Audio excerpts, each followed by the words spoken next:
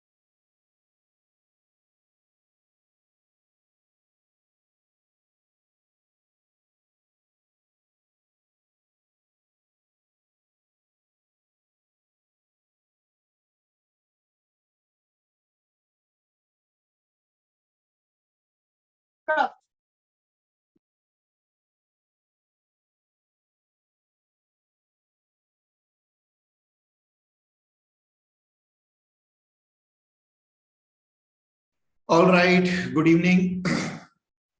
Let us start today's class on types of question. In our first class, we saw the components of a passage. Today, we will be looking at the main or the common type of questions that you can expect in a RC passage. Okay. Just give me a minute. Some students are waiting to join, it seems.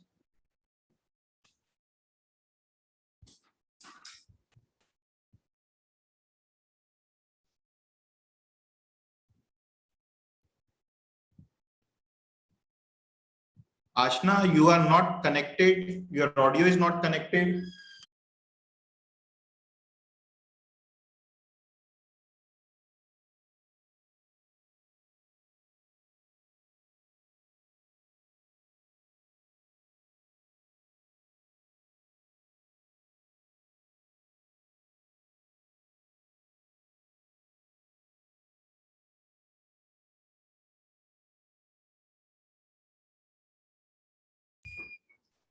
Okay, so is my voice clear? Shall we start?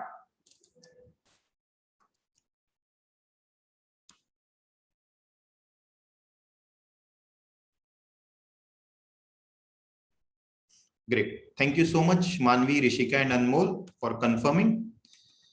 Now, देखो reading comprehension यानी कि unseen passages जिसको आप बोलते हो, last class में हमने देखा था कि उसके क्या क्या कंपोनेंट्स होते हैं. आज की क्लास बिल्कुल भी उससे रिलेटेड नहीं है. मतलब ये अलग क्लास है. what we will be trying to understand is what are the key type of questions that you can expect, and un type of questions जो आप expect कर सकते हो उसमें से we will be looking at 5 type of questions today, and we will be solving a sheet also that I have already shared.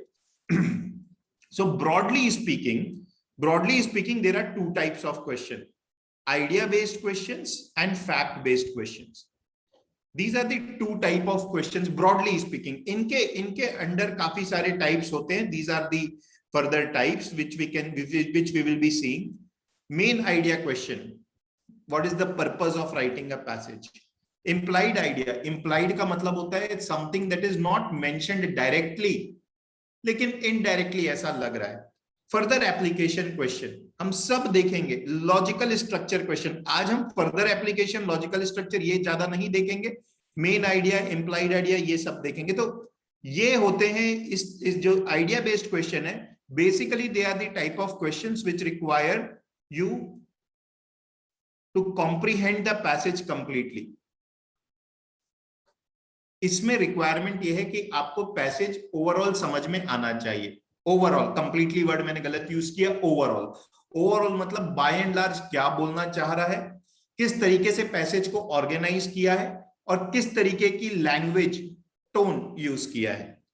These are not given directly in the passage, but indirectly आपको question पूछा गया है. These are fact based questions. These are directly picked up from the passage. Specific idea का मतलब passage में कहीं पर कोई बात बोली होगी, वहां से पूछा है. vocab based question, example based question, we will be looking at these questions. They seem easy. Direct वाले क्वेश्चन इजी लगते हैं देखने में. सुन रहे होगे तो ऐसा लग रहा होगा अच्छा ये वाले तो हम बना ही लेंगे, डायरेक्टली पैसेज से पूछा है तो हम बना लेंगे. बट यहां भी हम गलती करते हैं. हमारी एक्यूरेसी यहां पर भी प्रॉब्लम होती है बिकॉज हम पैसेज को ठीक से पढ़ते नहीं है. तो let us start with the types of question and how to solve them. So first is the main idea question.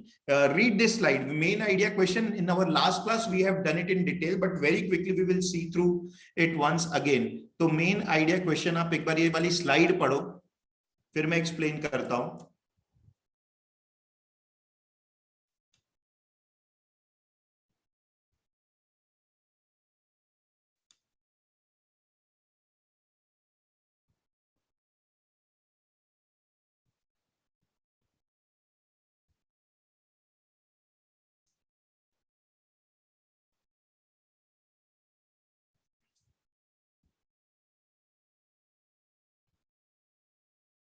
ठीक है, आपने पढ़ा. क्या बोल रहा है? मेन आइडिया का मतलब होता है पैसेज का प्राइमरी पर्पस निकालना.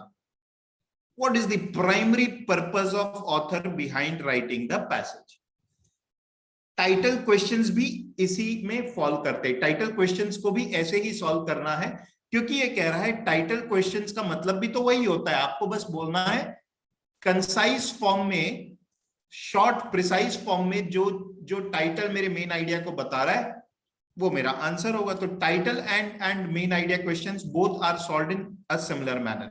These are the common question stems that you will see. Question stems का मतलब क्वेश्चन अगर इस तरीके से पूछा है तो उसका आंसर हमें मेन आइडिया वाले अप्रोच से ही करना है. विच of the following is the main idea, what is the primary purpose, what is the thematic highlight, what is the best line capture that captures the content of the passage, what is the suitable title. सबको solve करना है, मतलब main idea question ही है. इसको solve कैसे करते हैं मैंने लास्ट क्लास में भी बताया था, मैं बार बार बताऊंगा. इसको सॉल्व करने का तरीका है कंटेंट प्लस जजमेंट.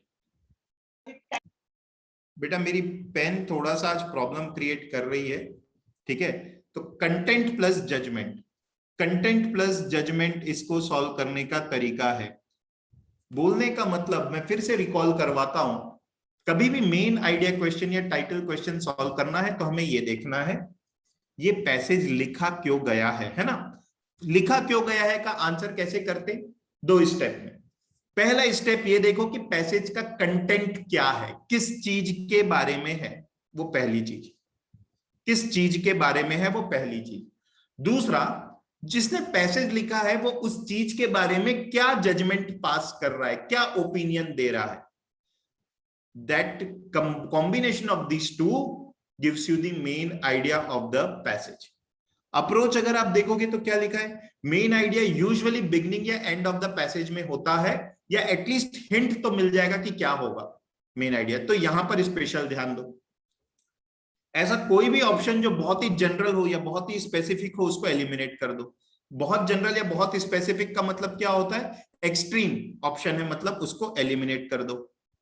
आपको मेन आइडिया आंसर करने के लिए पूरा पैसेज पढ़ने की जरूरत नहीं होगी। क्यों? क्योंकि यार आइडिया तो लग गया ना, या तो समझ में ही नहीं आया पैसेज, फिर से पढ़ोगे तो भी मेन आइडिया नहीं पता चलेगा। ठीक है, ऐसा कोई भी ऑप्शन जो बहुत ही वेग हो, क्लियर नहीं हो, उसको मार्क नहीं करना है। कुल मिलाकर के हमें ध्यान रखना है, content plus judgement is equal to main idea. अगर आपसे पूछा है what is the appropriate title of the passage, even then you will say main idea पहले निकालोगे एंड देन उसके बाद बोलोगे कंटेंट प्लस मेन आइडिया, निकाल के ये देखोगे कि कौन सा टाइटल मेन आइडिया को रिफ्लेक्ट कर रहा है। ठीक है, ऑलराइट, चलो सेकंड टाइप ऑफ क्वेश्चन देखते हैं, स्पेसिफिक आइडिया क्वेश्चन। पढ़ो एक बार।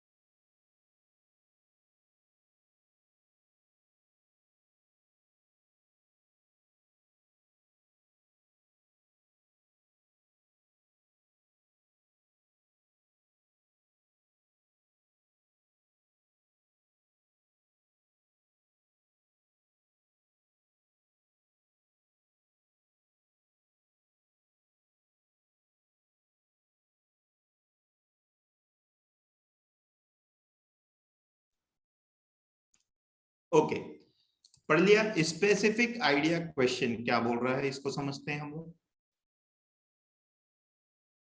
स्पेसिफिक आइडिया क्वेश्चन का मतलब है the question asks specific information mentioned or stated in the passage.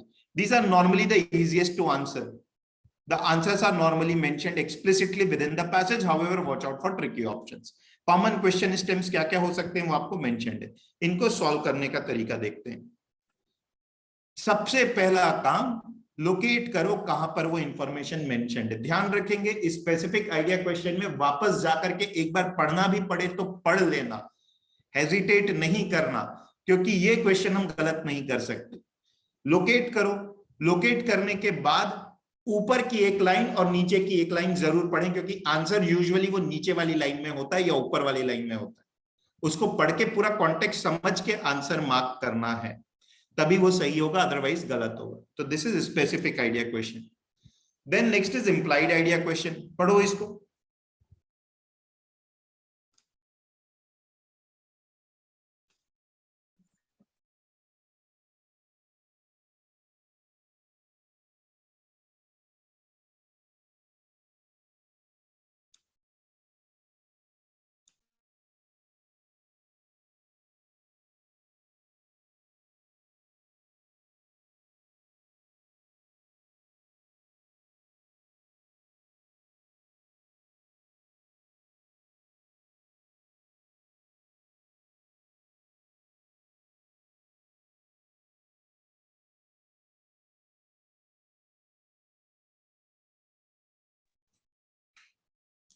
ठीक है, पढ़ा। तो ये क्या बोल रहा है, these are the kind of questions where the answers are not explicitly stated in the passage, they are hinted और implied. This demands a higher level of comprehension. Implied का मतलब ही ये होता है कि डायरेक्टली मेंशन नहीं है, but reading between the lines इसे बोलते हैं। समझ में आ रहा है, डायरेक्टली ऑल्दो नहीं बोला बट समझ में आ रहा है, ऐसा बोलना चाह रहा है। जैसे कि एक एग्जाम्पल के थ्रू यहां पर बताया है कि ऑथर ने यूएस की फॉरेन पॉलिसी को क्रिटिसाइज किया है, स्पेशली जो इराक में उसने किया है उसको लेकर के।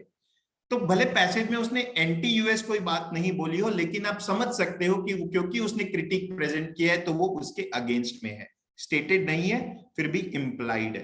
That is what we mean by implied. बहुत ही कॉमन क्वेश्चन है किसी भी एग्जाम में, inferred. It can be inferred that author believes. Which of the following can और कैन नॉट बी इन्फर्ड, बहुत कॉमन क्वेश्चन है इन्फरेंस का। अप्रोच क्या करना है,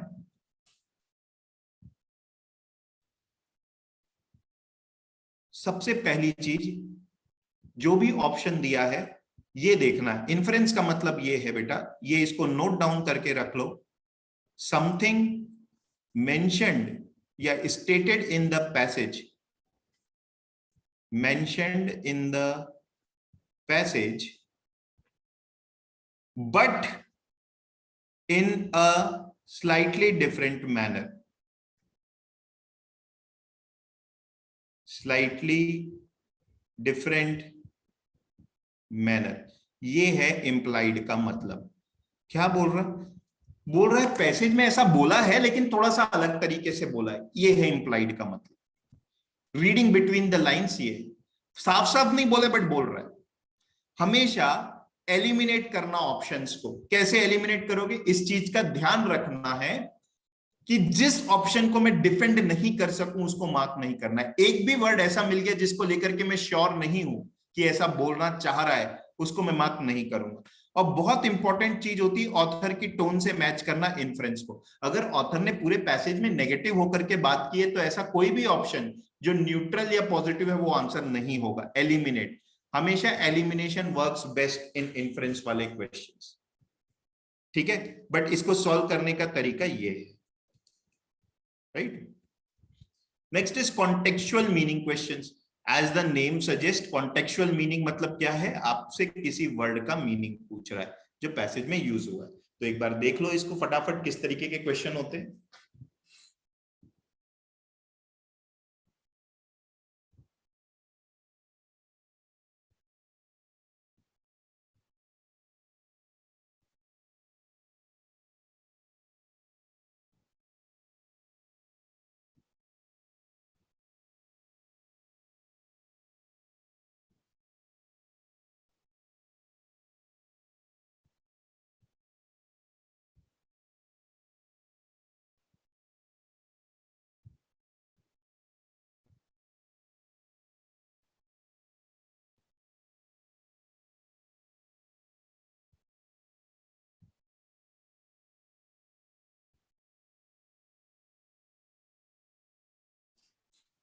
ठीक, डन। वो कैप पूछा है तो अगर मुझे मीनिंग पता है तो उसको तो डायरेक्ट मार्क कर लेना चाहिए। If you know the meaning of the word तब तो डायरेक्ट मार्क कर लेना चाहिए। नहीं पता है तो go back to the place जहां पर वो दिया हुआ था word, go back to that place जहां पर वो वर्ड दिया हुआ था, read the line and context में try to understand. Most of the times अगर कोई कॉन्टेक्स्ट में समझना चाहे तो आंसर निकल आएगा,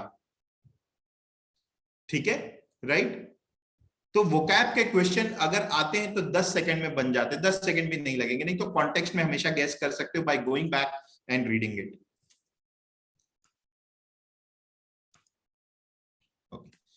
Last type of question that we will see today is example based question. What is example based question? जरा एक बार देख लो। In these questions, you are asked to find out the reason behind a particular example given in the passage.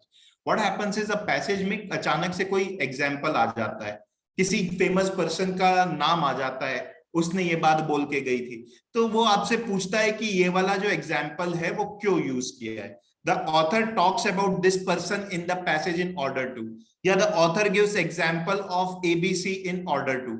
आप खुद सोचो, आप कभी भी example क्यों देते हो? Why will you give example? Why will any author give example? Example देने का पर्पस क्या होता है? Tell me. Support the statement given. To support the statement given, okay fine, ठीक है। और कुछ? टू एक्सप्लेन, ठीक है, एक्सप्लेन करने के लिए। किस चीज को एक्सप्लेन करने के लिए? यूजुअली एग्जाम्पल जो दिया जाता है वो क्यों दिया जाता है? क्योंकि ऑथर अपना मेन आइडिया को प्रूव करना चाहता है। The author always gives example to back up his main idea. तो वंस अगेन एग्जाम्पल क्वेश्चन भी मेन आइडिया से बन सकते हैं। अगर आपने मेन आइडिया निकाल लिया, मेन आइडिया क्या था? कंटेंट क्या है प्लस ऑथर का उस कंटेंट के बारे में जजमेंट क्या है, याद रहेगा ना ये?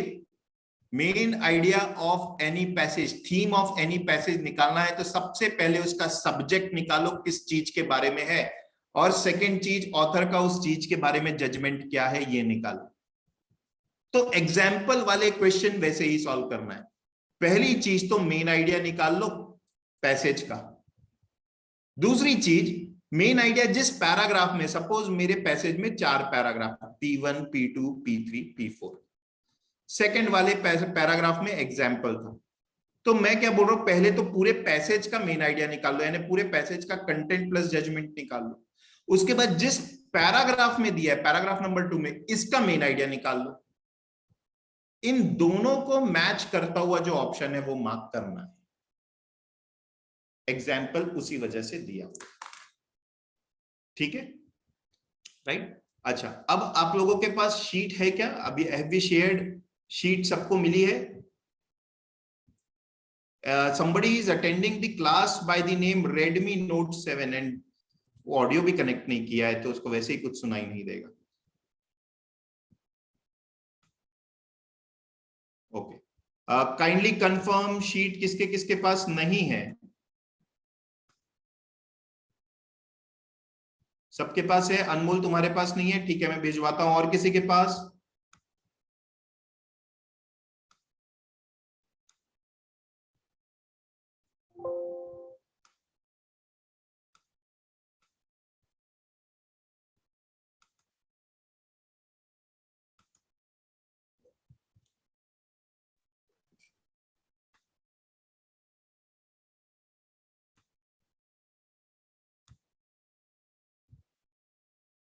ठीक है, यशस्वी के पास नहीं है, और मैं, ठीक है, रुको, अभी थोड़ी देर में तुमको मिल जाएगी, मैं क्लास में बोल देता हूँ। सिलेना बेटा, ग्रुप में तो डाला है मैंने, आप लोग जो, आप तो ग्रुप में भी हो, ऑनलाइन वाले ग्रुप में तो मैंने शीट डाली है, कैसे नहीं है आपके पास?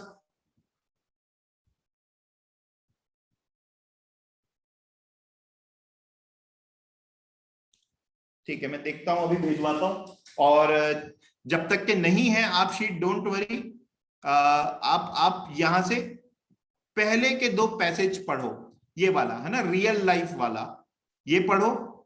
और इसमें मेन आइडिया नीचे दिया हुआ है, उसको आप अभी मत पढ़ो, पहले खुद पढ़ के मेन आइडिया निकालने की कोशिश करो, एंड देन नीचे वाला ऑप्शन देखना, then I will explain it to you.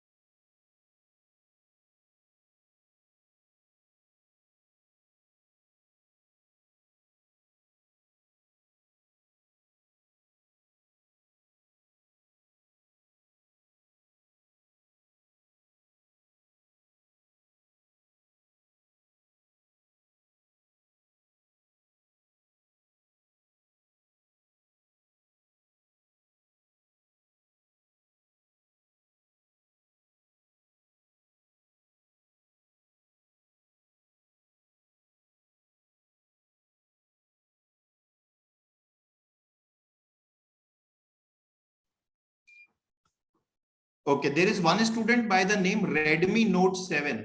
Who is that? Redmi Note 7.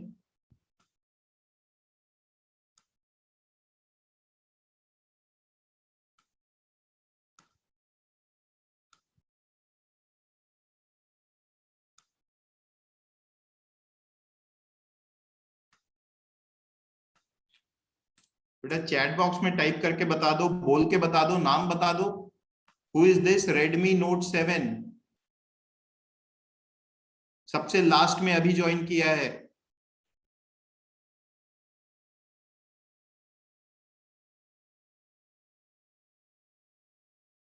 आरती साहू, ठीक है, खैर एनीवेज। तो देखो, थोड़ा सा डिफिकल्ट लग रहा है ये, बट हमको ना मेन आइडिया के लिए सब चीज जानने की जरूरत भी नहीं होती। देखते हैं क्या बोल रहा है ये, और कैसे जानबूझ करके एक डिफिकल्ट वाला उठाया है, ताकि ताकि ताकि हमें पता चले यार सब चीजें काम की होती भी नहीं है। Real life does not speak for itself, it has to be turned into words, stories and plots. It is only when these are lifted out of the unstoppable flow that they hold our protracted attention. Protracted का मतलब होता है lengthy, at length. ठीक है? Where tragedy is concerned, there is no absolute reason why they have to be told in the form of drama performed in theater. This is why Aristotle is right to insist that the poet's business is to make plots, not verses. That's what we need from tragedy, he says. Good plots. आराम से. कुछ समझ नहीं आया, कुछ भी समझ में नहीं आया, बट अभी देखो आप कैसे मेन आइडिया फिर भी निकाल सकते हो. नीचे वाली लाइन को भूल जाओ, हम कोई उसी लाइन के उसके आसपास आ जाएंगे, अभी चिंता की बात नहीं है. ओके, क्या स्टेप बताया मैंने मेन आइडिया निकालने का? क्या कंटेंट है और ऑथर का उसके बारे में क्या जजमेंट है. चलो बताओ बाबा, किस किस चीज के बारे में पैसेज में लिखा है? आप लोग बताते जाओ. आपको क्या लगता है? Sorry, real life and tragedy. Real life के बारे में है. रियल लाइफ अपने आप से नहीं बोलती है, बट उसको स्टोरीज में पिरोना पड़ता है, ऐसा बोल रहा है. It has to be turned into words, stories and plot. ठीक. और बोल रहा है जहां तक ट्रेजेडी की बात है, यानी कंटेंट में एक तो रियल लाइफ आ गया, एक ट्रेजेडी भी आ गया कि ट्रेजेडी के बारे में भी कुछ बताना है. बोल रहा है जहां तक ट्रेजेडी की बात हो रही है, there is no absolute reason why they have to be told in the form of drama performed in theatre. बोल रहे जहां तक ट्रेजेडी की बात हो रही, बिल्कुल जरूरी नहीं है कि ट्रेजेडी को ड्रामा के फॉर्म में बताया जाए, जो थिएटर में परफॉर्म करते हैं वैसा कुछ वैसे तरीके से बताया जाए. इसी वजह से एरिस्टोटल ने यह बोला था कि पोएट का बिजनेस है प्लॉट बनाना, ना कि वर्सेस बनाना. That is what we need from tragedy. He says good plots. तो गुड प्लॉट्स भी कंटेंट में आएगा ना. ट्रेजेडी में गुड प्लॉट्स की जरूरत है, ये भी कंटेंट में आएगा ना. ऑथर क्या बोल रहा है? ऑथर ये बोल रहा है कि रियल लाइफ के इंसिडेंट को बताना है या ट्रेजेडी को बताना है तो अच्छे प्लॉट की जरूरत है. बस that is the main idea. अब हमें ना बहुत सी चीजें समझ में नहीं आई थी, बट उसकी जरूरत ही नहीं थी. अगर मैं प्रोसेस को सिंप्लीफाई करूं तो हाँ, अगर अभी भी आपको लगता है अरे बाप रे कितनी भयंकर चीजें हैं, then nothing can happen because we need to learn to simplify. That is why my approach has to be kept in mind. Content क्या है वो निकालना सबसे इंपॉर्टेंट है. किस चीज के बारे में यार बोलना क्या चाह रहा है. तो इतना तो मेरे ख्याल से हर कोई पढ़ा, उसे कुछ समझ में नहीं आएगा, बट ये तो समझ में आ गया कि यार वो रियल लाइफ के बारे में और ट्रेजेडी के बारे में कुछ बोल रहा है और बोल रहा है गुड प्लॉट का होना जरूरी. ये तीन चीजों के बारे में बोल रहा है. इन तीन चीजों का रिलेशनशिप देता हुआ जो ऑप्शन होता है वो आपका मेन आइडिया होता है. समझ में आया? Tell me guys. Yes. Everybody has to answer. Yes sir. है ना. तो टास्क सिंपल रखेंगे. ठीक है. अब अगला वाला ना और डिफिकल्ट है, लेकिन इसको भी हम सिंप्लीफाई कर लेंगे. इसको भी हम सिंप्लीफाई कर लेंगे क्योंकि मेन आइडिया बोला है ना, हो जाएगा, कर लेंगे.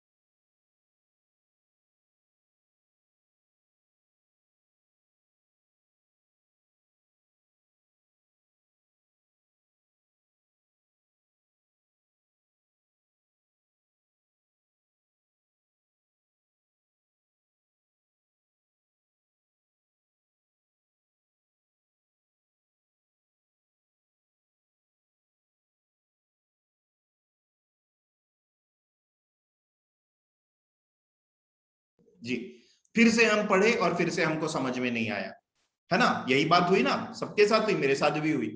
बट मैं बोल रहा हूं क्या करने बोला है, मेन आइडिया निकालने बोला है, निकाल लेते हैं. सबसे पहले बताते किस चीज के बारे में है.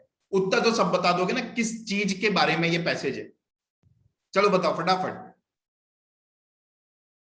व्हाट इज द सब्जेक्ट जिसके बारे में बात हुई है, सिर्फ सब्जेक्ट बताने बोल रहा हूं। NRS propaganda, Communism. Anarchist communism, anarchist propaganda. आपको ना एनार्किस्ट का मतलब पता है, ना प्रोपोगेंडा का, ना कम्युनिज्म का। कोई फर्क नहीं पड़ता बेटा, स्कूल नहीं है जहां पर एक एक चीज का जवाब लिखना। ये पता चल गया कि बॉस पैसे जिस बारे में है, और इसकी ये डेफिनेशन है जो हमें कुछ समझ में नहीं है। कोई दिक्कत नहीं, हटाओ। इकोनॉमिक्स की क्लास थोड़ी ना मेरी जो मेरे को हर चीज समझ में आनी चाहिए। हाँ, ये इसकी डेफिनेशन है, ये तो समझ में आ गई है। Anarchist communism which argues that, typically ऐसे ही तो तुम लोग डेफिनेशन देते हो ना किसी भी चीज की, तो ये उसकी डेफिनेशन थी। फिर बोल रहा है ये जो है स्टेट सोशलिज्म से अलग है, यानी कि इट डिफर्स फ्रॉम, ये दूसरा सब्जेक्ट हो गया स्टेट सोशलिज्म। यानी मेरे सब्जेक्ट में दो चीजें, एनार्किस्ट कम्युनिज्म और स्टेट सोशलिज्म। मेरे को दोनों के बीच में क्या है कुछ नहीं पता, बट ये पता है दोनों डिफरेंट है, क्योंकि डिफर वर्ड दिया है। देखो थीमेटिक हाईलाइट, ये इसका मेन आइडिया है। क्या था इसमें बताओ? Isn't it simple? It depends on कि हम उसको सिंपल बनाना चाह रहे हैं कि कॉम्प्लेक्स बनाना चाह रहे हैं, ये हमारे ऊपर है। बट ऐसा इसमें कुछ ऐसी भयंकर बात नहीं किया है, देखने से पहली बार पढ़ने से बहुत डिफिकल्ट लगता है। तो my job as a faculty will be to make things simple for you, to make you understand what are relevant things and what are not relevant things in a passage. Of course we will practice it more and only then you can understand, but I hope ये भी समझ में आया। Second वाला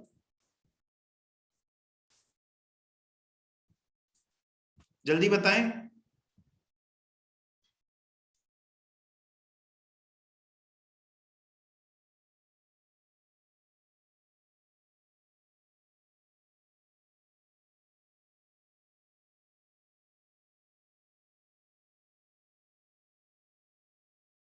देवेश समझ में आ रहा है? पूर्वी देवांगन समझ में आ रहा है? आप लोगों का कोई आंसर नहीं आ रहा है? आरती साहू समझ में आ रहा है? Yes, no? देवेश ओके। हम अब एक अच्छा वो करते हैं, ठीक है? हम पहले ये करेंगे छोटा वाला, choose the most appropriate answer. हमें मेन आइडिया ही निकालना है अभी भी, क्योंकि अब देखो आपसे पूछ रहे हैं समरी क्या है, बेस्ट समरी क्या है। तो इसको जरा पढ़ो और इसकी क्या समरी होगी। ध्यान रखना, समरी निकालना है मतलब कंटेंट क्या है और ऑथर का उसके बारे में जजमेंट क्या है। ये दो चीजों का हमें ध्यान रखना है। What is the content of the passage and what is author's judgement on that content. क्या बोला है वही उसकी समरी होती। पढ़ो और बताओ।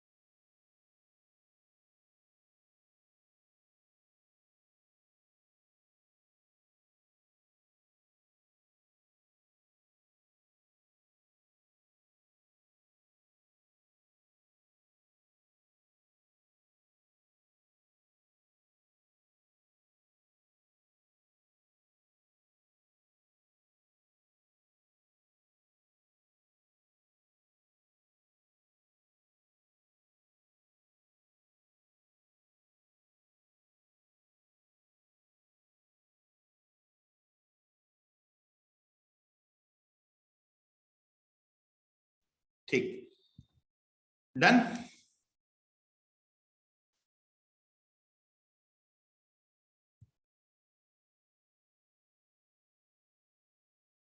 आंसर पे बाद में आएंगे, पहले आप बताओ पढ़ लिया आपने?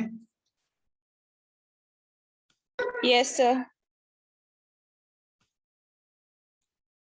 ठीक, तो बॉस कुछ चीजें समझ में आई, कुछ नहीं आई। अब मैं बता रहा हूं आपको क्या क्या चीजों की प्रॉब्लम हो। ठीक, एक तो ये नेम्स हमने सुने नहीं है ना, ये हमें प्रॉब्लमैटिक लगे। हाँ, ये प्रॉब्लमैटिक लगा, ये प्रॉब्लमैटिक लगा क्या ये? जल्दी से बताओ। Yes sir. Yes. Yes, sir. है ना? तो बेटा एक चीज समझो, मैं फिर से सिंपलीफाई करने का तरीका बता रहा हूं। अच्छा, एक सेंटेंस के बीच में एक वर्ड लिखा है और वो वर्ड कैपिटल में चालू हो रहा है। एक सेंटेंस है, ये जैसे सेंटेंस है, ठीक है, ये तो एक सेंटेंस है ना, यहाँ से first word of a sentence capital में होता है, वो समझ में आता है, तो ये दैट कैपिटल में है, ये समझ में आता है। अचानक से बीच में एक वर्ड कैपिटल में आ जाता है, ब्रिटेन। ये आपको प्रॉब्लमेटिक नहीं लगा, क्योंकि आपको पता है ब्रिटेन एक कंट्री का नाम है। लेकिन आपको कोरोनेशन स्ट्रीट और आर्चर और जूली क्रिस्टी प्रॉब्लमेटिक लगे। क्यों प्रॉब्लमेटिक लग रहे हैं यार? ये तो नाउन है, प्रॉपर नाउन है ये। आपको आर्चर के बदले अपने फ्रेंड का नाम रखना है, रख लो, अमित रख लो। जूली क्रिस्टी के बदले सिर्फ जूली रख लो, नाम ही तो है ना, क्या फर्क पड़ता है? अब उस नाम को सिंप्लीफाई कर लो, कोरोनेशन स्ट्रीट के बदले सिविक सेंटर रख लो। How does it matter? All I know is this is a noun. It doesn't matter. What I am looking for, आप क्या चीज ढूंढ रहे हो? आप लोग जो ढूंढ रहे हो वो चीज तो ये है कि ऑथर का सब्जेक्ट क्या है और उसके बारे में वो क्या बोल रहा है। तो यार या तो ये सब्जेक्ट होगा तो मैं देख लूंगा, या तो वो जजमेंट होगा, तो जजमेंट में कोई नाउन तो आएगा नहीं, किसी का नाम तो लेगा नहीं। जजमेंट पास कर रहा हूं यानी ओपिनियन दे रहा हूं, तो यार ये तो नाम है ना, नाम के बदले मैं कुछ भी कर लूं। बस ये समझ में आ जाना चाहिए, ये जगह का नाम है, ये इंसान का नाम है, और ये ड्रामास का नाम है एग्जैक्ट, क्योंकि ये तो दिया है ना 2 ड्रामा का एग्जाम्पल। तो यार ये क्यों हमें डिफिकल्ट लगा? ये हम सिंप्लीफाई कर सकते हैं। आज के बाद से नाम जहां भी दिखे, अगर वो फॉरेनर्स के नाम है तो उसको समझ लेना कोई इंडियन नाम ही है। अपने फ्रेंड का नाम रख लेना, दुश्मन का नाम रख लेना, जिसका नाम रखना है रख लेना। कैसे आइडेंटिफाई करोगे? This all of us have learned in class 4th-5th I think. Proper nouns sentence में यूज होते हैं, तो कहीं भी यूज होते हैं वो कैपिटल से चालू होते हैं, ठीक, दैट्स इट। और तो कोई भी चीज कैपिटल से चालू नहीं होती। वो कैब का वर्ड तो नहीं होता एटलीस्ट, जिसका मीनिंग आपको नहीं पता। अच्छा, तो अब भाई देखते हैं ये किस बारे में है ना। तो पहला काम वो आसान हो गया, नाम अगर आसान कर लिया, इस सबको हटा लिया, तो मेरा कुछ काम तो आसान हो गया। सेकेंड थिंग मेरे को बोला है समरी निकालना है। समरी निकालना है मतलब मेन आइडिया ही है। तो सबसे पहला काम सब्जेक्ट निकालो, किस चीज के बारे में है, किस चीज के बारे में, आप बताइए। व्हाट इज दैट थिंग जिसके बारे में ये पैसेज लिखा है? Dementia. Dementia. Everybody, only 3 people have answered. 2 have spoken, 2 have perhaps messaged me. Please tell me किस चीज के बारे में, tell me the subject. I hope everybody agrees that it is about this disease dementia, है ना? इस चीज के बारे में है बेटा। अगर इस चीज के बारे में है ना, तो ये कभी आंसर नहीं होगा, क्योंकि ये लग तो बहुत अच्छा रहा है। स्कूल में मेरे को ऐसे ही सिखाया है बेटा, कभी स्पेसिफिक होकर आंसर मत देना, ब्रॉड आंसर देना। मतलब पंचतंत्र की कहानी पढ़ना, और कहानी में ये था कि राम ने लालच की इसलिए उसके साथ बुरा हुआ, लेकिन तू ये बोलना लालच बुरी बला है, लालच बुरी बला है। राम ने लालच की थी, उसके साथ बुरा हुआ था, बट टू कंक्लूड ये करना कि लालच बुरी बला है। एक्चुअल लाइफ में वैसा नहीं होता। तो will never mark these kind of things. I need Ram there because that was the subject, right? I need dementia here, so that is the subject. अच्छा, डिमेंशिया के बारे में वो सबसे मेन चीज क्या बोला है, क्या क्या चीजें बोला है वो देखते हैं। बोल रहे डिमेंशिया से हर साल बहुत सारे लोग अफेक्ट होते हैं, खासकर ब्रिटेन में। उसके बाद फिर उसमें बोल रहा है कि इस वजह से कोई ताजुब की बात नहीं है कि वो पॉपुलर कल्चर का पार्ट हो गया है।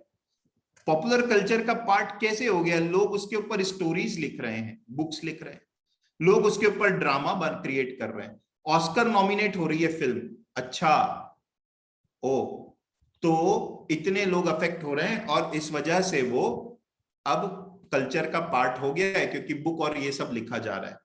क्या आंसर होगा? ये हो गया कि dementia is the consequence of living longer. Bug ये तो दिया ही नहीं है कि डिमेंशिया इस चीज का कॉन्सिक्वेंस नहीं हो सकता। आप अब बताओ ना, बी होगा कि डी होगा? B.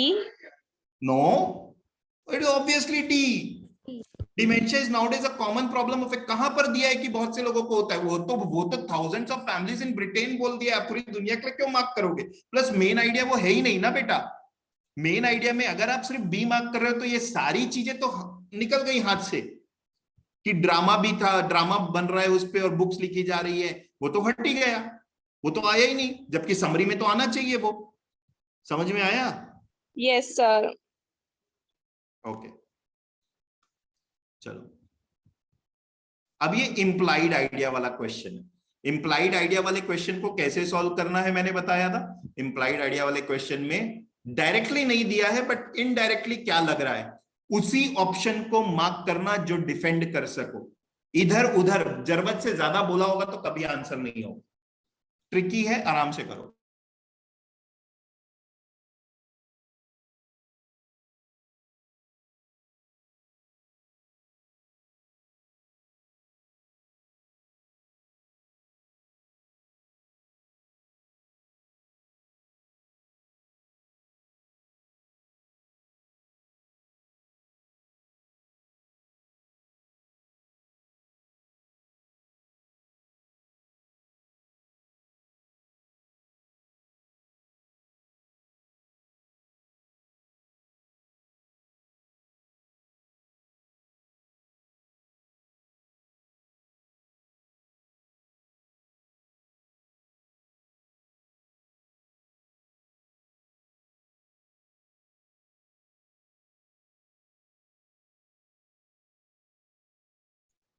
चलो देखते हैं, है ना।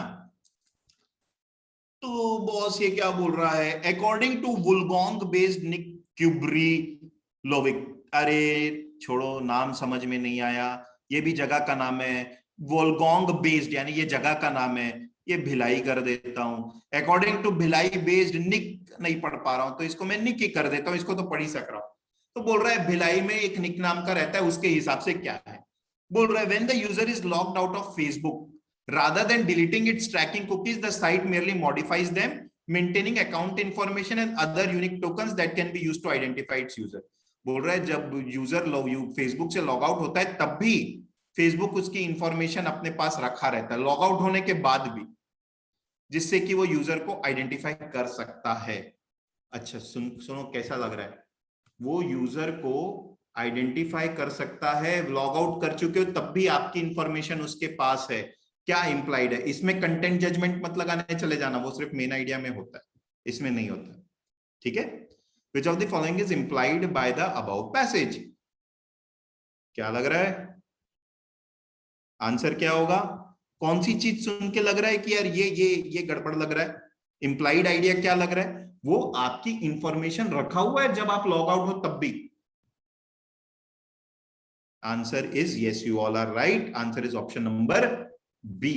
There are significant risks to privacy for Facebook users even when they are logged out। वही तो बोल रहे हैं ना, लॉग आउट हो तब भी तुम्हारी इंफॉर्मेशन है। अच्छा मतलब मेरी इंफॉर्मेशन तुम्हारे पास है तो मेरे को थोड़ा सिक्योरिटी का डर है।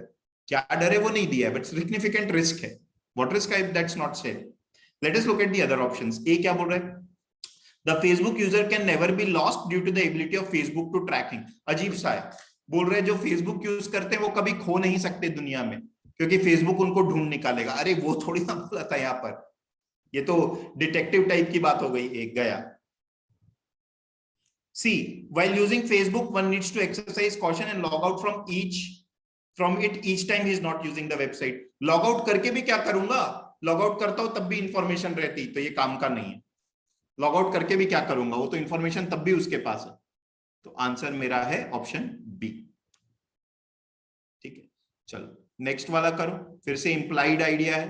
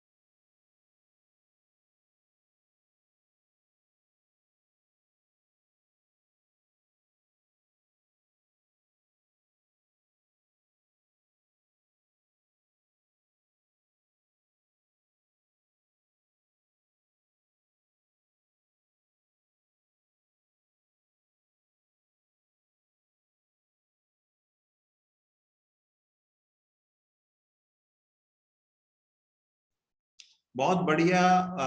मानवी, आरती और सेलेना, तुम तीनों का आंसर सही आया है।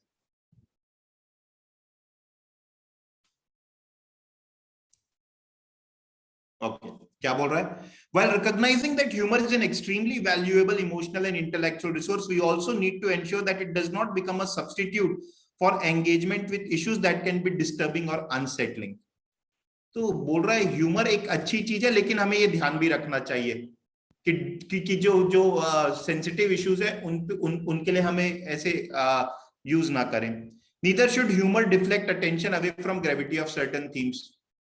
Cartoons, for example, can be both enjoyed and analyzed this way, but their misuse needs to be avoided. कुल मिलाकर के क्या बोल रहा है, ह्यूमर अच्छा भी है और बुरा भी. तो ऐसा वाला ऑप्शन मैं मार्क करता हूं जिसमें मेरे को लग रहा है कि ऐसा कुछ है. ए क्या बोल रहा है देखते हैं. One needs to limit the use of cartoon while talking about serious issues. ऐसा नहीं बोल रहा है कि आप इसको यूज मत करो सीरियस इश्यूज के केस में. वो ये बोल रहा था कि सीरियस इश्यूज के केस में ध्यान रखो कि सीरियसनेस कम ना हो जाए. ये नहीं है आंसर, हटा दो. B, B is the right answer. C क्या है देखते हैं, क्यों नहीं answer. Humour has the ability of making a mundane issue subject gripping. Mundane का मतलब क्या होता है? ऑर्डिनरी, जो डेली होता रहता है. तो बोल रहा है ह्यूमर में ये काबिलियत है कि ऐसी चीजें जो घिसी पिटी है उनको भी इंटरेस्टिंग बना दे. तो यार ये तो मुझे नहीं पता, वहां पर ऐसा कुछ मुझे लग नहीं रहा है कि मैं इसको डिफेंड कर पाऊं. ठीक है, डी, बी इस वजह से आंसर नहीं है, जो हम जिस वजह से बोले थे ए नहीं है. नॉट बी डेपिक्टेड नहीं बोल रहा है, बोल रहा है ध्यान रखना है डेपिक्ट करते समय. राइट, चलो 7 और 8 वाला करो. इसमें ध्यान रखना, पैसेज में चीजें दी हुई है तब भी लोग गलत करते हैं. थोड़ा ध्यान से करके अटेम्प्ट करना.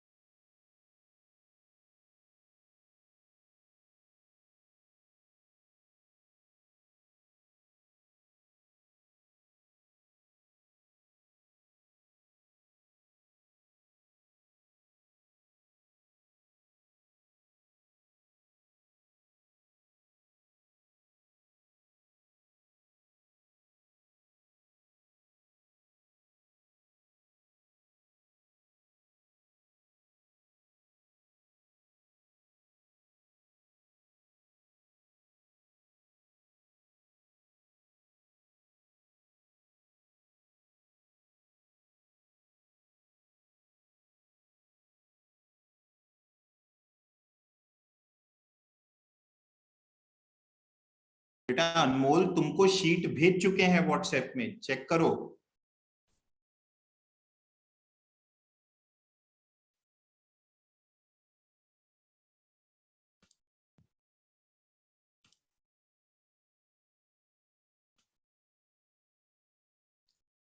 ठीक है, तो देखें क्या पैसेज हो गया, पढ़ लिए. फर्स्ट वाला देखें, 7th.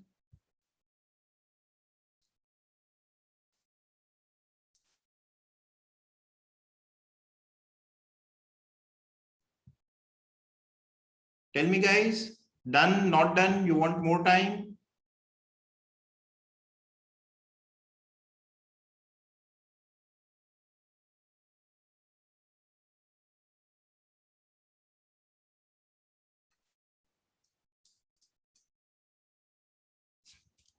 Only 2 people have replied, Manvi and Selena. बाकी लोग भी बताएंगे, 4-5 लोग बताएंगे तो आई विल प्रोसीड.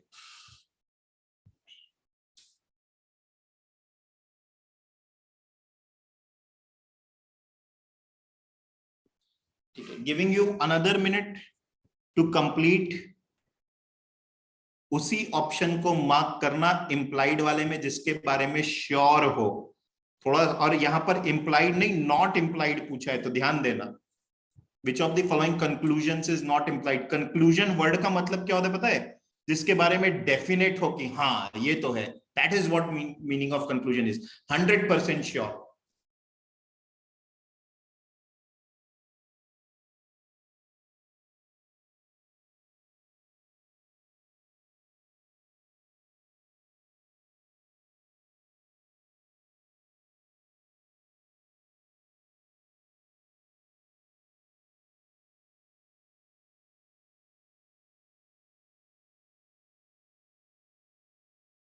ओके, बताओ 7th का क्या लग रहा है? अच्छा, ओके. सबसे पहले देखते पैसेज है किस बारे में? ओवर कॉन्फिडेंस और कॉन्फिडेंस के बारे में. ठीक है. Authors have suggested that not just confidence but overconfidence is advantageous because it serves this thing. Okay, तो बोल रहा है ओवर कॉन्फिडेंस एडवांटेजियस है. डन. पहला वाला तो दिया है. क्यों ए बोल रहे हो बेटा सिलेना? ए क्यों बोला हमने? तो साफ साफ दिया over confidence. Have some example. बाद में भी बोल रहा है. और जब सिचुएशन ऐसी हो जाती है, ये लास्ट लाइन में दिया है ना, as long as the price at stake sufficiently exceeds the cost of competing, fortune favours the over confident. Luck जो है वो ओवर कॉन्फिडेंट वाले का साथ देता है जब कंडीशन ऐसी हो जाती, तो डेफिनेटली एडवांटेजियस है. ये तो इंप्लाइड है. Over confidence is a false belief. दिया है,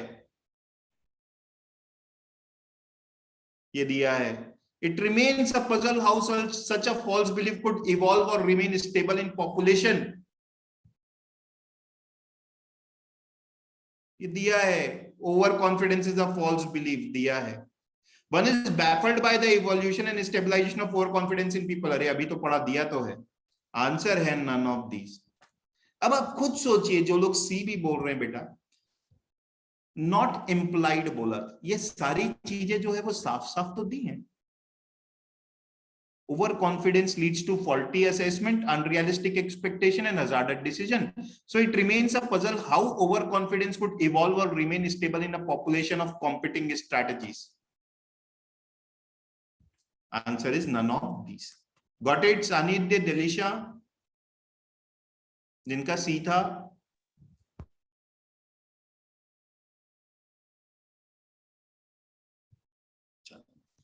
ये वाला करो, ध्यान से करना. फिर से कंक्लूडेड बोला है. कंक्लूडेड मतलब श्योर हो तभी करना.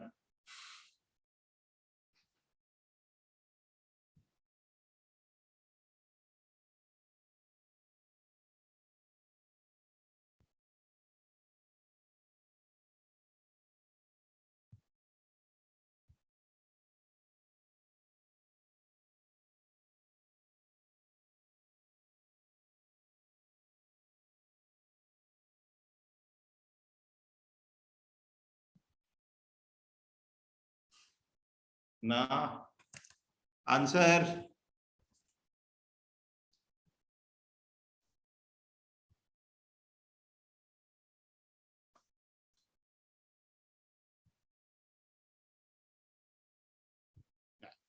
Answer is option number D. None of this. We can not say anything. Conclude पूछा है. 100% श्योर होगा तो मार्क करूंगा. देखता हूं. Over confident people have higher probability of making a fortune. यहां पे फॉर्च्यून का मतलब क्या है बेटा? वेल्थ. और यहां पे क्या यूज किया है? Luck. Luck favours over confident. कब? वो भी इस कंडीशन में. इस कंडीशन में लक जो है वो ओवर कॉन्फिडेंट इंसान का साथ देता है. यहां पर आप बोल रहे हो कि ओवर कॉन्फिडेंट जो इंसान है वो पैसा ज्यादा बनाएगा. कहां पर है पैसेज में ऐसा? कहां से हम ढूंढ के निकालें? Not the answer. Not the answer. Over confident people are more ambitious than others. अच्छा, कहां पर दिया ये देखें क्या? Over confidence is advantageous because it serves to increase ambition. Over confidence का फायदा यह है कि आपका एम्बिशन बढ़ता है. ठीक है. क्या हम इससे ये बोल सकते हैं क्या कि जो लोग ओवर कॉन्फिडेंस है वो ज्यादा एम्बिशियस होते हैं एज कंपेयर टू अदर्स? ठीक, तो मैं क्या बोल रहा हूं, फॉर एग्जाम्पल आप इसको ऐसे समझो, न्यूज़पेपर पढ़ने से जीके इंप्रूव होता है, सपोज न्यूज़पेपर पढ़ने से जीके इंप्रूव होता है, ये पैसेज में दिया है, because it serves to improve your GK, newspaper पढ़ने से जीके इंप्रूव होता है। क्या इसका मैं ये कंक्लूजन निकाल सकता हूं क्या कि जो लोग न्यूज़पेपर पढ़ते हैं उनका जीके बाकी लोगों से बेटर होता है? पता नहीं ना, आई कांट से, बिकॉज बाकी लोगों का, बाकी लोग जो करते होंगे, हो सकता है पहला स्टेप न्यूज़पेपर पढ़ना हो जिससे जीके इंप्रूव होता हो, लेकिन बाकी लोग न्यूज़पेपर से अलावा और भी कुछ चीजें पढ़ते होंगे। तो I can't say that those who read newspaper their GK is better than others. It improves, that is what is given, it improves, but I can't say relative way में वो बेटर है क्या दूसरों से। So not the answer. Third, overconfident people have higher possibility of becoming successful. How come? How come? नहीं दिया है, ये भी नहीं दिया है कि उससे चांसेस इंप्रूव हो सकती है, बोला है, चांसेस भी नहीं बोला है शायद। ठीक है, देखते हैं कहां पर बात किया है सक्सेस की।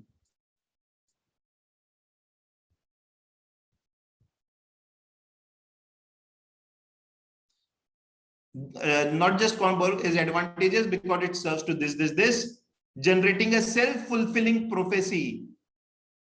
सेल्फ फुलफिलिंग प्रोफेसी का मतलब क्या होता है पता है? ओवर कॉन्फिडेंट इंसान खुद ही सोच लेता है कि मेरी सक्सेस की चांस ज्यादा है। सेल्फ फुलफिलिंग प्रोफेसी का मतलब खुद ही सोच लेना, तो वो भी नहीं है। हायर पॉसिबिलिटी ऑथर नहीं बोल रहा है, वो बोल रहा है जिसका कॉन्फिडेंस है वो सोचता है। Got it?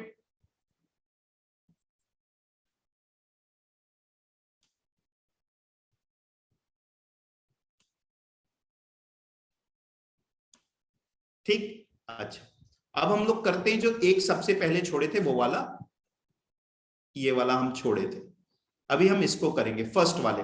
मैं जानबूझ करके इसको एंड में रखा था क्योंकि इसमें नाम वाम काफी सारे आए हैं, बट आपको समझ में आ गया नाम की इंपॉर्टेंस नहीं है, तो you can simplify and read it. This is the last exercise we are doing today, first one. तो मुझे अभी तक के कोई डाउट है तो आप पूछ लो। क्लियर है लास्ट वाला, नन ऑफ दीज? तो ये वाला अटेम्प्ट करना चालू करो।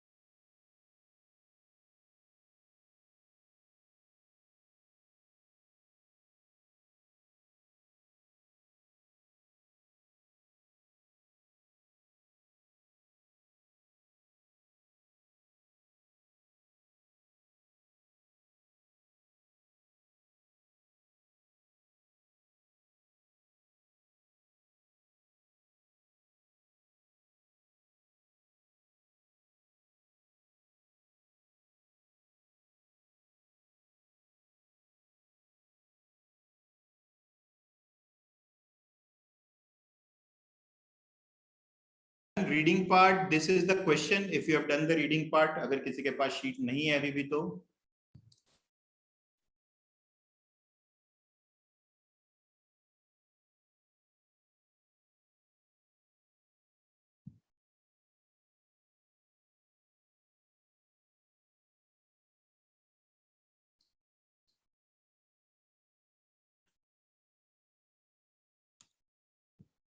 ओके, जल्दी बताओ, yes no, more you want more time?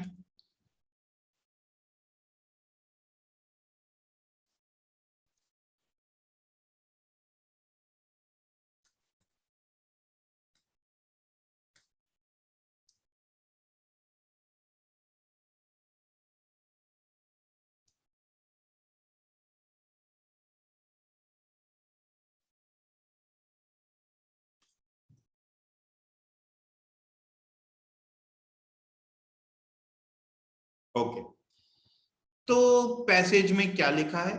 Passage में ये लिखा हुआ है, बहुत सारे नाम दिए जो हमें भयंकर कंफ्यूजिंग लग रहे हैं, नाम गंदे लग रहे हैं, ये नाम, ये शुरू में ये सारे नाम, फिर ये सीलिया ब्ले, पता नहीं कितने सारे नाम हैं, बट ये नाम ही है ना आखिर। you can simply ignore and understand that there is some person who is doing this, इसका नाम सिंपल करके हम रख दो।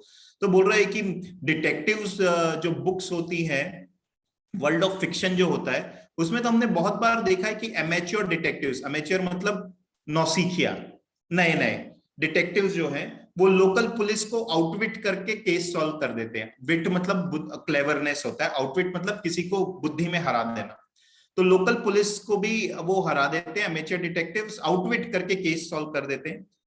बट रियल लाइफ में ऐसा बहुत कम सुनने को मिला है। वर्ल्ड ऑफ फिक्शन में ऐसा बहुत देखा है कि नौसिखिया लोग भी केस सॉल्व करते हैं, बट रियल लाइफ में ऐसा नहीं होता है। बट लास्ट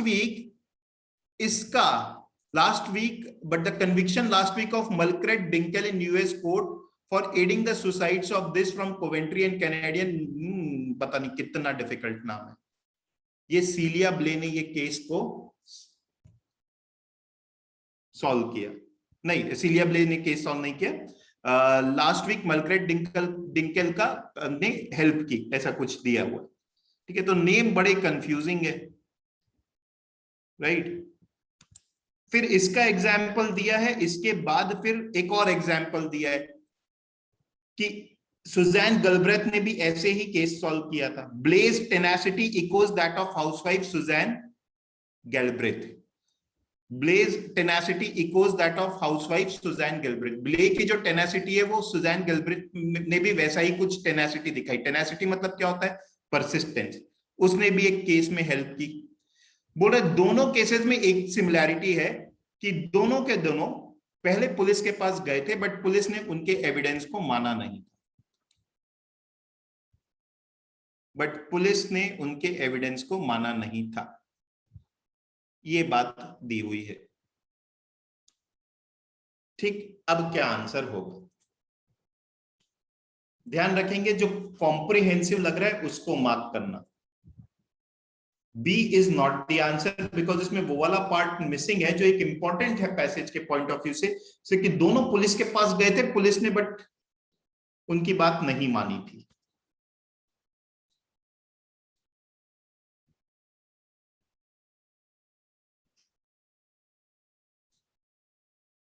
ठीक है, क्या आंसर होगा? ए। देखें क्या ए क्या बोल रहा है। An amateur detective Celia Blay with her determination helped in solving the suicide case should consider such evidences in the future as well. ये थोड़ा सा ज्यादा बात कर रहा है और सी ज्यादा बैलेंस्ड है, तो answer is option number C. Even amateur detectives can help community in solving crime cases. जो दोनों एग्जाम्पल के थ्रू बताना चाह रहा है वो कि अमेच्योर डिटेक्टिव्स भी क्राइम केसेस सॉल्व कर सकते हैं और पुलिस को उनके एविडेंस को कंसीडर करना चाहिए। देखिए इसमें सिर्फ सीलिया ब्ले आ रहा है, एक और एग्जांपल दिया ना, दो लोगों का एग्जांपल दिया, तो दैट इज व्हाई ए और डी से बेटर ऑप्शन हमें सी मिल रहा है। That's why answer should be C. Got it guys? किसी को कोई भी डाउट है तो प्लीज पूछें। Sir, I have a doubt. हाँ बोलो। Sir, in in this question only, my first preference was option number D, because while reading the passage and eliminating all those names, I didn't read carefully about Suzanne.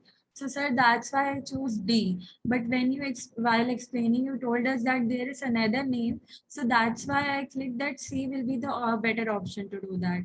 So, sir, how can we just take care while eliminating the names? that We is a don't mistake eliminate. when you, okay Manvi, that is a mistake while you are reading.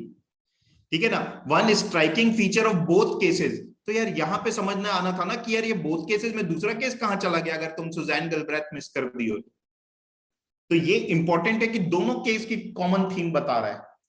ठीक है, तो that is oversight on you from you on the part reading part, so that has to be avoided. The moment you see new element, you need to slow down and understand what it is. So the moment you read that Blaze tenacity echoes that of housewife Suzanne Galbraith, so new element has been introduced. A housewife has been introduced. तो क्यों introduce किया? क्योंकि इसके पहले तो ब्ले डिंकेल सबके बारे में पढ़ चुके हो आप. ब्ले ने कैसे वो निकाला वो पढ़ चुके हो.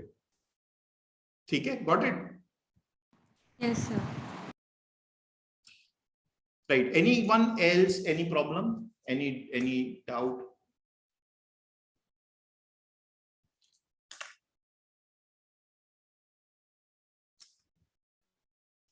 Sir.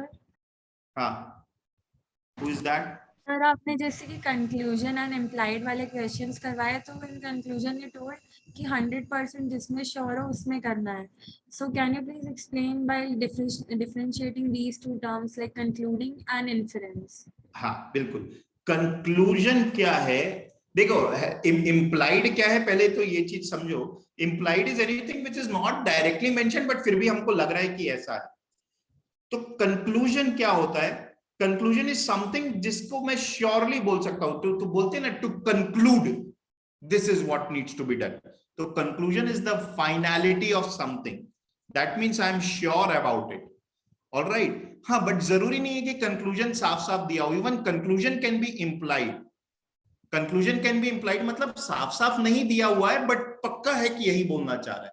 तो conclusion is more about definite thing being definite in nature. That is when we say we can conclude something. If we have doubt, then we cannot conclude. Implied कोई भी ऐसी चीज होती है जो डायरेक्टली मेंशन नहीं but आपको समझ में आ रहा है कि ऐसा ही बोल रहा है. तो implied conclusion भी हो सकता है. implied आपका assumption भी हो सकता है. assumption का मतलब ये होता है कि क्या सोच के लिखा गया, वो भी implied है. We will deal more of these terms later on when we solve more questions. तो वो धीरे धीरे और क्लियर होगा.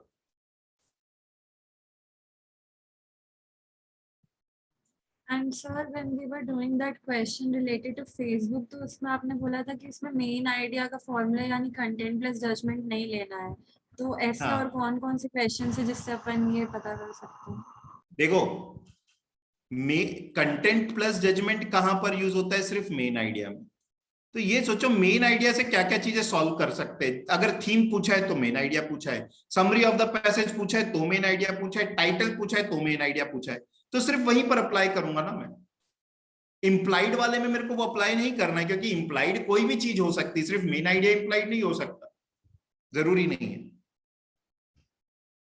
राइट. कंक्लूजन वाले क्वेश्चंस जो है ये लॉजिकल रीजनिंग में ज्यादा आते हैं. तो इसका मतलब वो है कि मैं श्योरिटी के साथ किसी चीज को बोल सकता हूं क्या. तो even main idea can be a conclusion. ऐसा नहीं है कि दोनों में कुछ अंतर है. मतलब अंतर हो भी सकता है, नहीं भी हो सकता है, डिपेंड करता है क्वेश्चन क्या पूछ रहा है. ऐसा पूछेगा कि what can you conclude about the main idea, तो फिर तो ठीक है, कंटेंट प्लस जजमेंट है. राइट. देखो, एक क्लास में ना सारे टाइप ऑफ क्वेश्चन सॉल्व करना नहीं सीखोगे. लोगों को 20 क्लास के बाद भी समझ नहीं आता. गुड दैट हम धीरे धीरे करके अप्रोच सीखते चले जाएंगे. और the more we solve the passages, more we will come to know कि किस तरीके के क्वेश्चंस को कैसे अप्रोच करना है. Do not take it like maths की एकदम fixed rigid formula मिलेगा. This is a language. Language में you cannot get a fixed formula. And despite giving the formula and framework, whatever I am teaching, we may still commit mistakes. Why? Because this is a subjective subject. Subjective का मतलब ये होता है कि आपको जो समझ में आ रहा है और मैं जो बोलना चाह रहा हूं उसमें डिफरेंस हो सकता है.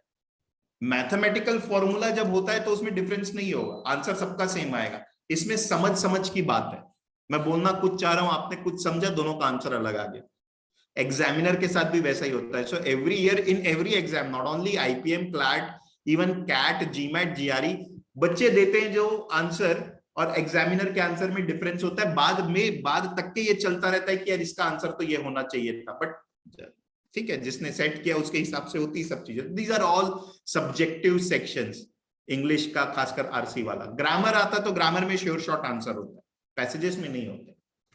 तो all we can learn is the approach, right? And sir, can you please show the first page? मैं आपको शीट तो भेज चुका हूं ग्रुप में। Yes, sir. Actually, I have doubt in it, so that's why. Sir इसमें जो हमने पहले के 2 क्वेश्चंस किए, तो इसमें मैंने यही सोच के किया था कि जो सबसे ज्यादा जिसके बारे में लिखा है, जिसको ड्रैग करके उस पर्टिकुलर चीज के बारे में लिखा है, तो इससे मैंने रियल लाइफ एंड ट्रेजेडीज बोला था। बट जो लास्ट वाला सेंटेंस था कि that's what we need to understand, तो मुझे उस टाइम पे ये क्लिक नहीं किया कि गुड प्लॉट्स के बारे में ये पूरा बोला है, क्योंकि इसमें सीक्वेंस जो है वो पूरा रिवर्स हो गया था। हाँ, तो कंक्लूजन जरूरी नहीं है कि शुरू में रहे, या मेन लाइन जो है वो जरूरी नहीं शुरू में रहे, वो पूरी कहानी बता के एंड में भी डाल सकता है। तो तीनों चीजों की जरूरत थी वहां, ठीक है? क्योंकि ना जो सबसे स्ट्रॉन्ग स्टेटमेंट है पूरे पैसेज का वो ये है, ऑथर स्ट्रॉन्ग स्टेटमेंट, मतलब ऑथर की ओपिनियन वाला सबसे स्ट्रॉन्ग स्टेटमेंट ये है, तो इसका कंटेंट तो आएगा ही आएगा। ट्रेजेडी से हमें इस चीज की जरूरत है, तो वो स्ट्रॉन्ग स्टेटमेंट। तो नॉट अ प्रॉब्लम मानवी, more you read you will get better at it. मतलब वैसे ही तुम अच्छा कर रही हो तो उसमें कोई प्रॉब्लम नहीं। एक चीज ध्यान रखना कि मैथ्स में जल्दी इंप्रूवमेंट हो सकता है, English it will take time.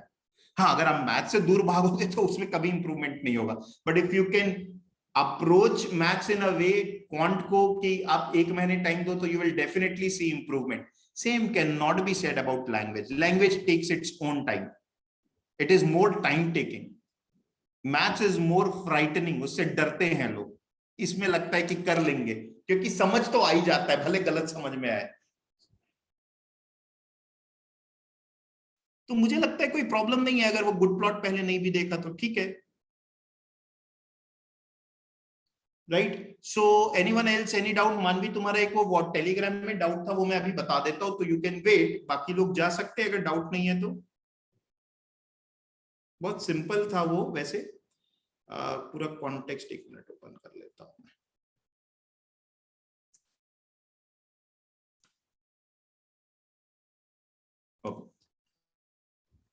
Others you can leave, if you want you can stay, कोई प्रॉब्लम नहीं है। तो मानवी, तुमने मेरे को सेंटेंस जो भेजा था, nations relate most to each other when their people do.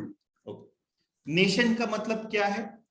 What do we mean by a nation? Nation का मतलब a rigid geographical boundary, जहां के लोग एक सेम आइडेंटिटी से, मतलब they have a similar identity, ठीक है? मतलब जिनकी एक आइडेंटिटी है, पहचान है, राइट? तो ये बोल रहा है कि 2 कंट्रीज के अगर पीपल एक दूसरे से आइडेंटिफाई कर पाते हैं, मतलब एक दूसरे के कल्चर से आइडेंटिफाई कर पाते हैं या एक दूसरे की सोच से आइडेंटिफाई कर पाते हैं, तो दैट मीन्स हम ये भी बोल सकते हैं कि जो पूरा नेशन है वो आइडेंटिफाई करेगा। नेशन को यहाँ पर एज ए स्टेट बोला है, गवर्नमेंट के तौर पे भी बोला है, राइट? क्योंकि वो ऊपर में एम्बेसडर्स वगैरह की बात की है ना, तो जैसे कि इंडिया एंड पाकिस्तान, अगर यहाँ की पब्लिक एक दूसरे को अप्रिशिएट करे तो चांसेस बहुत ज्यादा है कि both the nations will also start to appreciate. But there are element जो हेट अगर फैला रहे हैं तो प्रॉब्लम होगी, ये कह रहा है। Okay sir. ठीक है, okay. Excuse me, sir. Yes Sir, I want to ask about that. In last class, you talk about the clear the mess for principal third. So I have tried it, but I am not. It's not kind of improving. I'm getting कोई stuck problem नहीं है, at. कोई problem नहीं। आपसे जितना बना है आप उतना अटेम्प्ट करो, वो एक बार में तो होगा ही नहीं। मैंने तो उस दिन भी बोला था, you need to practise it only, then वो समझ में आएगा। अच्छा, वो भी ना, मतलब ऐसा है कि मैं आपको सिर्फ अप्रोच बताया, उस अप्रोच को आप अप्रिशिएट कब कर पाओगे? जब आपका रीडिंग पार्ट, रीडिंग आप करते जाओगे और 1-1.5 महीने बाद आपको लगेगा कि अच्छा, ये वाली चीज 1 महीने पहले सर ने बताई थी, वो आज मैं अप्रिशिएट कर पा रहा हूं। That is important. You have to continuously read good stuff, और जब हम पढ़ते हैं तो हमारा पर्पस ये होना चाहिए कि कौन सी चीज इररिलेवेंट है। जैसे कि चलो अभी डिमॉन्स्ट्रेट करके देखते हैं, ठीक है। Let me clear this. इस वाले पे हम देखते हैं, ये वाले को मैं अभी तुम्हारे सामने ही इस पे अप्लाई करके मैं दिखाता हूँ, क्लियर करना मैथ्स को। बेटा जो लोग वो क्लास अटेंड नहीं किए थे वो घबराए नहीं, ठीक है, ये किसी दूसरी क्लास की बात कर रही। So do not worry at all, we have not done that in our first class of this batch, we have not done, so don't worry about that. whether it is shrewd spinster this, Miss Marple नाम रख दिया M, curious clergy father, और ये पूरा काट दूंगा मैं, क्यों? क्योंकि और करके एक और एग्जाम्पल दिया है। मेरा मेन पर्पस अभी काम नहीं, मेरे को मेन पर्पस ये कि समझना ये लिखा क्यों है, और करके जो एग्जाम्पल दिया मैं उसको हटा दूंगा। Whether it is shrewd spinster, the world of fiction has its fair share of this, हाँ इंपॉर्टेंट है, इसको नहीं हटाऊंगा। अगली line, in real life we rarely hear about crime solvers in community, नहीं हटाऊंगा। But the conviction last week of William Melchert Dinkel, इसको मैं शॉर्ट कर सकता हूं, इन यूएस, ये हटा दूंगा। For aiding the suicide of this, ये हटा दूंगा। क्यों हटा रहा हूं मैं? क्योंकि मेरे को बस अभी ये जानना था मलक्रेट डिंकेल का कन्विक्शन हुआ है इससे रिलेटेड, और मेन पर्पस ये है, ये दिखाता है कि कैसे अमेच्योर डिटेक्टिव्स भी केस सॉल्व करने में हेल्प करते। इस चीज को मैं काट देता, ये मेरे लिए काम की नहीं है अभी, ये मैं पूरी चीज को काट देता ये, क्योंकि अब ये बता रहा है कि कैसे मलक्रेट डिंकेल का केस सॉल्व हुआ। काटो, मेरे को अगर क्वेश्चन पूछेगा तो आके देख लूंगा ना मैं, यहाँ अगर मेरे से क्वेश्चन पूछेगा तो आके देख लूंगा, बट मेरे मेन आइडिया में वो काम का नहीं कि कैसे उसने सॉल्व किया। मेन आइडिया के लिए तो उतना ही मेरे काम का था कि बॉस किसी अमेचर डिटेक्टिव ने केस सॉल्व किया, ये काम का नहीं है, कुछ काम का नहीं है। फिर एक सुजैन गलब्रेथ वाली जो चीज आई वो मेरे काम की हुई, ये वाली line, blaze tenacity equals that of housewife. हाँ, वो हाउसवाइफ ने क्या किया उसको भी मैं हटा दूंगा, क्योंकि अब मेरे को समझ में आ गया, दो एग्जांपल दे रहा है और बोल रहा है कि अमेचर डिटेक्टिव ने केस सॉल्व किया। फिर ये लास्ट का पार्ट इंपॉर्टेंट हो जाता है। तो जैसे जैसे आप पढ़ोगे, तो क्या आज आप पैसेज पढ़ रहे थे तो आपके बैक ऑफ द माइंड में वो चल रहा था क्या कि कौन सी चीज काम की है कौन सी नहीं है, वो आपको आना चाहिए। Okay, sir. Thank you ठीक so है, much, sir. एक बार में नहीं होगा Rishika, we need to practise it, and I tell you nobody will teach you these things. Nobody means nobody, मतलब व्हाई, ये ना एक टीचर नहीं पढ़ा रहा है आपको, आप ऐसा समझो एक टीचर नहीं पढ़ा रहा है, एक स्टूडेंट जो खुद बहुत सी बुक्स पढ़ चुका है, या जो एक एकदम एवरेज स्टूडेंट था अपने स्कूल के समय, और अब एक इंग्लिश का बहुत अच्छा, मतलब बहुत अच्छा मैं अपने आप को नहीं बोलता, बट चलो ठीक है, एक इंग्लिश का फैकल्टी बन गया है, वो अपने पूरे एक्सपीरियंस को बता रहा है कि यार मैं तो ऐसे पढ़ता हूं, there is no method to this, I am trying to give it a method, so it will take time for you people to grab it. Yes, sir. ठीक है, alright, Thank you so much, sir. चलो, thanks guys, bye.